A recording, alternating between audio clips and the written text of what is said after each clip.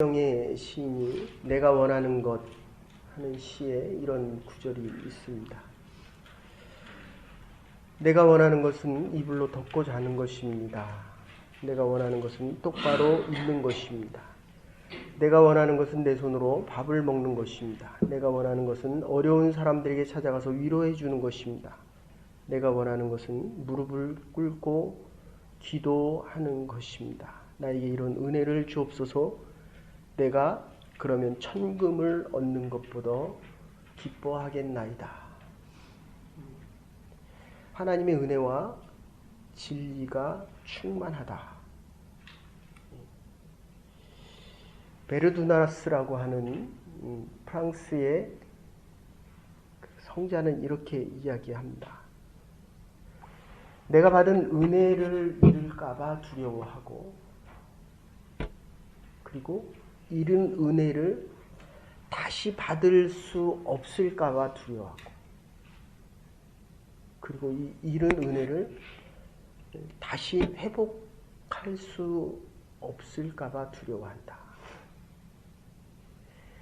우리 그리스도인들이 질문하는 질문 중에, 많은 질문 중에 하나가, 왜 나는 인생을 살아가면서 이 어려운 가운데 끊임없이 스트러글 하고 있을까? 어떻게 보면 어제 요한에 대한 질문과 비슷합니다. 예수님을 위해, 메시아를 위해 와서 외치던 그 광야의 소리와 메시아의 길을 예배하러 왔던 요한이 다시 질문을 합니다. 오실 그이가 당신입니까? 적어도 요한은 예언자들이 보지 못했던 메시아를 보았습니다. 어제도 말씀드렸지만 메시아를 만나는 것만큼만 살아가는 것입니다. 그래서 우리는 여인이 낳은 자 중에 가장 큰 이 요한보다도 더 큰 자가 되는 것은 바로 예수 그리스도의 자녀됨을 가지고 살아가기 때문입니다. 은혜와 진리가 충만하더라. 여기서 은혜라고 하는 것은 값없이 받는 겁니다. 프라이스리스는 있습니다. 우리 그리스도인들이 능력을 잃어가는 이유는 값없이 받았기 때문에 받은 은혜를 지켜갈 수가 없기 때문입니다.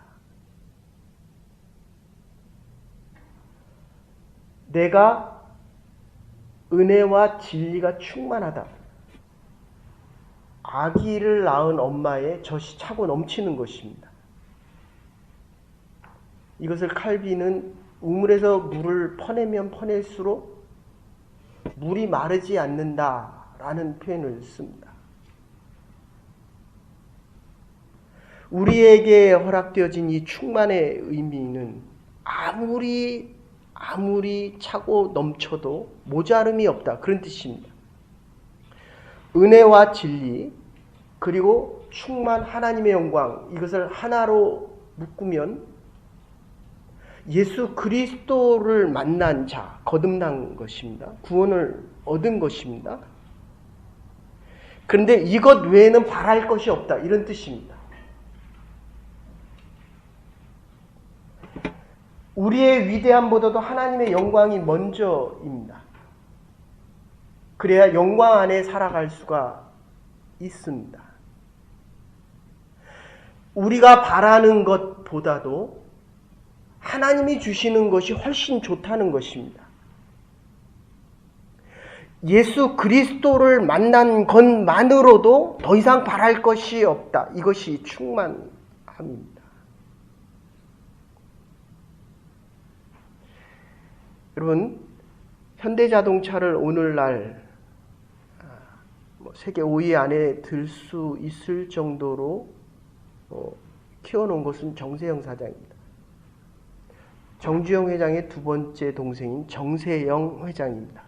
근데 물려받은 것은 아들이 물려받았습니다. 정몽구 회장이 물려받았습니다. 자녀됨 때문입니다. 예수 그리스도를 만났다. 예수 그리스도를 만난 것만 하나님께서 우리의 인생 속에 가장 소중한 것으로 하나님이 우리를 계산해 주신 것입니다. 요 뒤에 보시면 지금 나다나엘이 하나님을 예수 그리스도를 만나는 장면이 나옵니다. 요 제자됨입니다. 그러니까 오늘 본문을 그냥 1장 전체를 해석해 드리면 은혜와 진리가 충만하더라. 어제 드린 말씀대로 하면 진리는 말씀이요.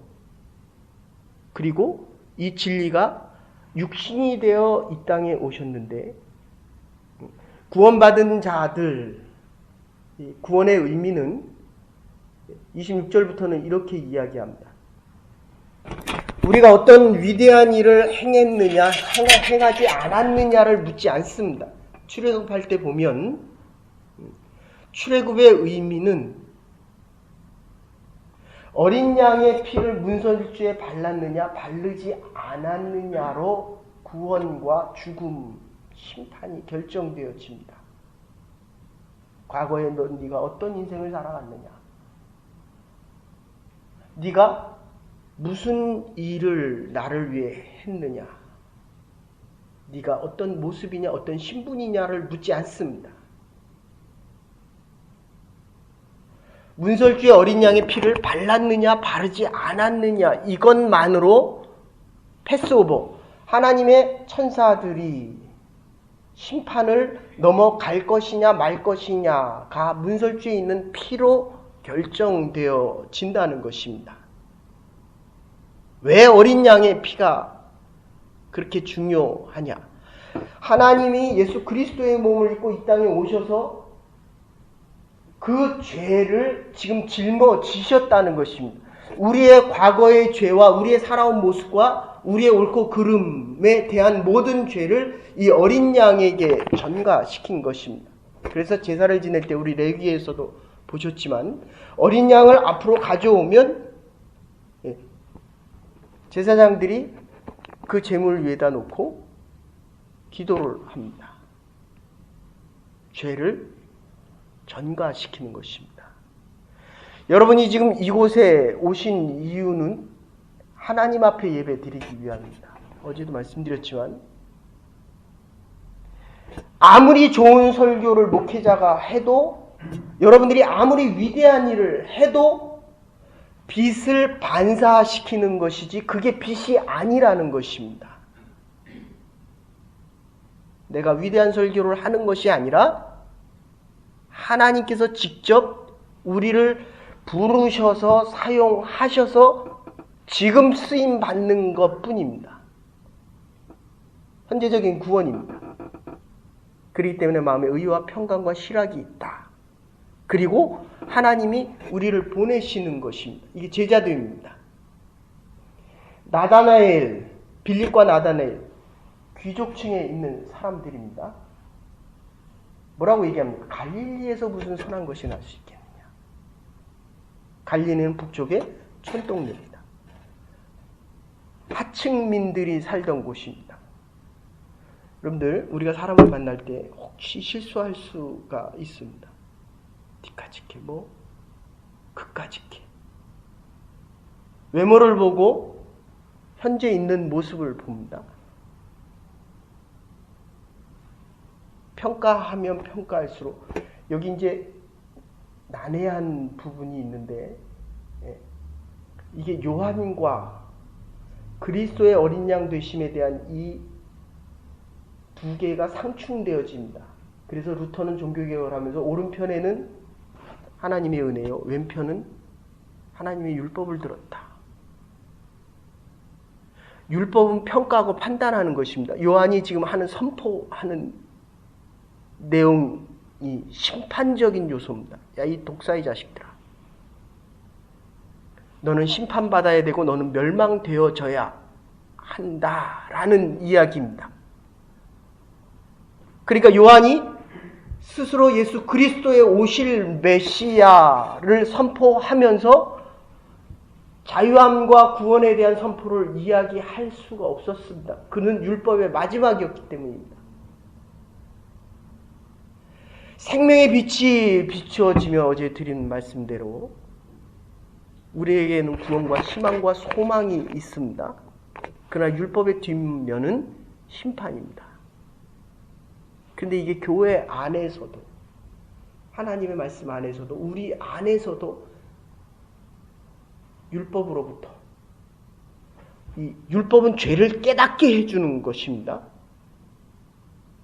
죄를 깨달으면 죄로부터 나와야 되는데 율법으로는 나올 힘과 능력이 없습니다. 또다시 죄를 짓습니다. 그러기에 다른 사람을 평가하고 판단합니다. 그러면서 다른 사람에게 판단되어지면서 살아갑니다. 하나님의 복음을 받은 자들, 하나님의 어린 양에게, 그래서 이 나다나엘과 빌립이 하는 게 그겁니다. 자기는 가진 자들이었거든. 요새 얘기하면 갑입니다. 너에게서 무슨 선한 것이 날 수 있겠느냐? 갈릴리에서 무슨 선한 것이 날 수 있겠느냐라고 이야기합니다. 자기는 예루살렘 사람들이거든요. 귀족들입니다. 여러분 정말 부탁드립니다.